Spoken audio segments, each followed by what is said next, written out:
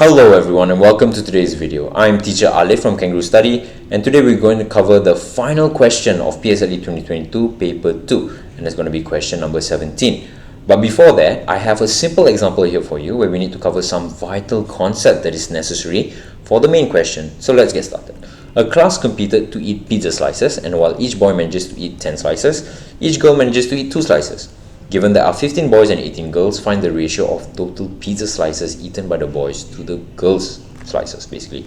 So, simple enough, this question just wants us to find the ratio of total pizza slices eaten by each respective gender. So, we can start with the number of students, of course. We know there's exactly 15 boys and 18 girls. And we also know the rate at which they're eating the pizza. And it's going to be 10 slices for each boy and 2 slices for each girl.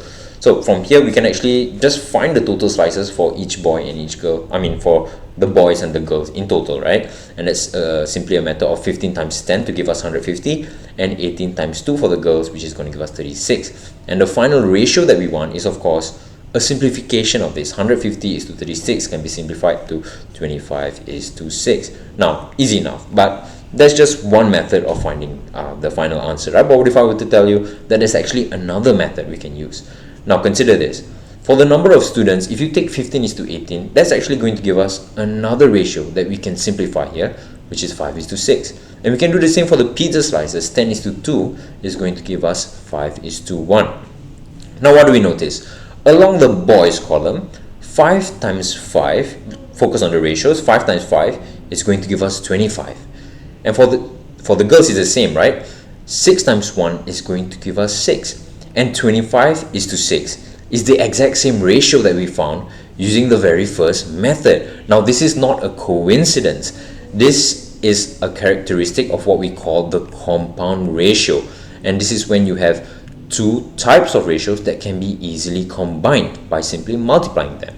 Now you might be wondering, why is it important to learn all this? We can just calculate it directly like we did using the first method. Well, let me explain something, alright? In your exams and in your PSLE eventually, the examiner and the exam questions won't be so perfect. It won't be so nice to give you the exact number of students and the exact number of pizza slices that you're eating, for example. Now, if you don't believe me, let's finally move on to the main question here, question number 17.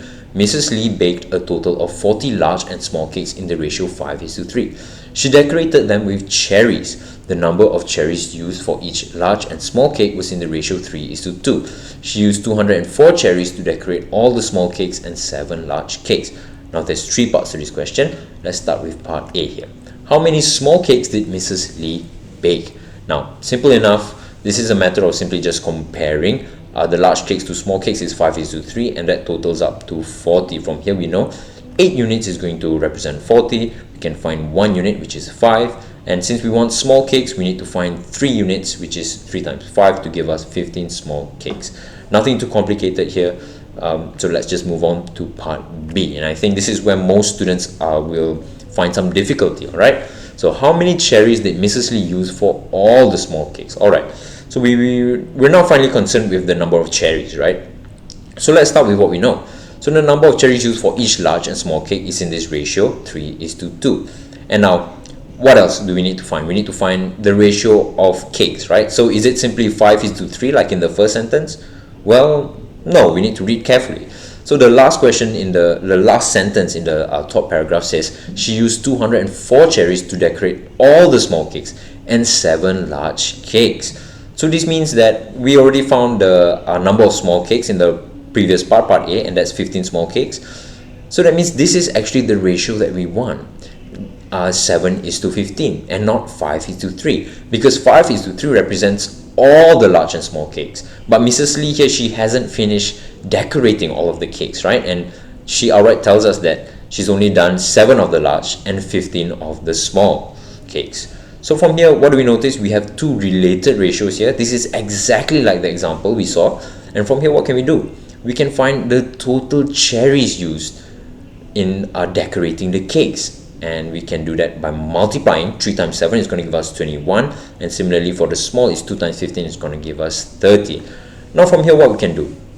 we know that this 21 units for the large cakes and the 30 units for the small cakes, when you add them up, is going to give us a total of 204, like I've shown here.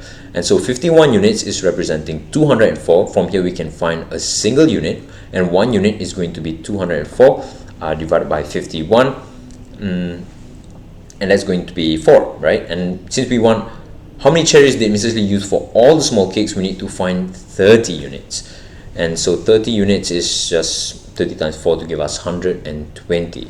So it was quite challenging. You had to be very careful in choosing the proper cake ratio. You must make sure you choose 7:15 and not 5:3. And then from there you need to understand this concept of compound ratios, where you can combine them by multiplying the quantities respectively for the large cakes 3 times 7 and for the small cakes 2 times 15. Alright, so now we can move on to the final part, part C. How many more cherries did Mrs. Lee need for the remaining large cakes? So let me just quickly sum up what we know from parts A and B. Alright, so for the cherries, right, each large cake to each small cake is in the ratio of 3:2, and like we found in the previous part, 1 unit is going to be 4 cherries. And for the total number of small cakes, we have found that in part A as 15. So from here, in order to find the number of large cakes in total, we simply need to take 40 minus 15 to give us 25. And from here, we can also find the remaining large cakes that have not been decorated yet, which is 25 minus 7 to give us 18. Now, you see the ratio at the top here, right below the question. 3:2 represents each large cake and each small cake, right? So if we want to find the total number of cherries for the remaining large cakes, we simply need to take how many large cakes we have, multiply by how many units we need, and multiply by the number of cherries in each unit. And that's what I have done here in this next step. Alright, so the cherries needed is going to be 18 times 3 units multiplied by a single unit of 4, and that's going to be calculated to be 216. So now we have the final answers for all 3 parts, but wait, don't go yet. Let me just quickly summarize this question. So as you saw, this is a type of question where you have 2 different types of ratios, right? So whenever you see questions like this, there's 2 things I want to highlight. You must be very careful in selecting which ratio you want. Like you saw, we didn't want 5:3, we wanted 7:15, which is the cakes that have been decorated. So the second thing is, of course, when you see these kinds of questions with 2 types of ratios, we can use the compound ratio method, and this is where you multiply the related quantities with one another in order to get the total amount of a certain quantity. So the next time you see this kind of question, this is a method that you can use, so you can easily solve it. Okay, so that's the end of the question. As always, our PSLE class is enrolling. If you're interested in PSLE Math, or you want to book a free PSLE diagnostic test, feel free to scan this QR code, which will take you to join our PSLE study group on WhatsApp. And once again, I'm teacher Alif from Kangaroo Study. Thanks for watching the video. Please subscribe, comment, and yeah, leave us a thumbs up.